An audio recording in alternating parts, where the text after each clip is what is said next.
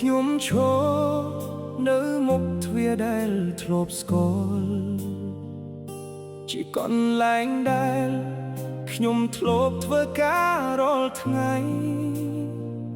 សំឡេងម៉ាស៊ីនដែលធ្លាប់លាន់ក្រាកផែនដី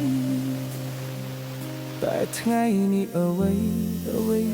សល់តែអនុស្សាវរីយ៍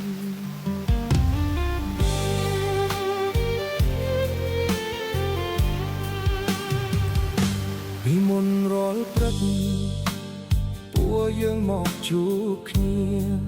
ស្លៀកឯកសណ្ឋានការងារដើរចូលតាមល្វឹងល្វើយមានទាំងសំណាចមានទាំងភាពហត់នឿយមានទាំងក្តីសង្ឃឹមថាថ្ងៃស្អែកនឹងល្អថ្ងៃខ្លះធ្វើការហត់រហូតដល់យប់ជ្រៅថ្ងៃខ្លះឈឺខ្លួនតែនៅតែខំទ្រាំព្រោះនៅពីក្រៅយើងមានគ្រួសាររងចាំមាននោះដែលត្រូវការប្រាក់ពីញើសរបស់យើងពេលវេលាឆ្លងកាត់យើងមិនដែលគិតថាថ្ងៃមួយត្រូវឈរលាគ្នាបែបនេះទ្វារដែលធ្លាប់បើកទទួលយើងរាល់ថ្ងៃនេះបិទទៅ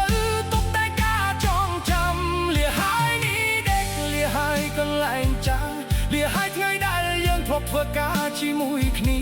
អរគុណសម្រាប់ឆ្នាំដែលយើងបាននៅជាមួយទោះថ្ងៃនេះត្រូវបែកគ្នាក៏មិនអាចបំភ្លេចបានលាហើយនេះដេកទឹកភ្នែកធ្លាក់ក្នុងចិត្តយើងមិនចង់ចាប់ទេតែជីវិតបងខំឲ្យទៅអនុស្សាវរីយ៍រាប់ឆ្នាំនឹងនៅក្នុងបេះដូងទោះថ្ងៃស្អែកទៅណា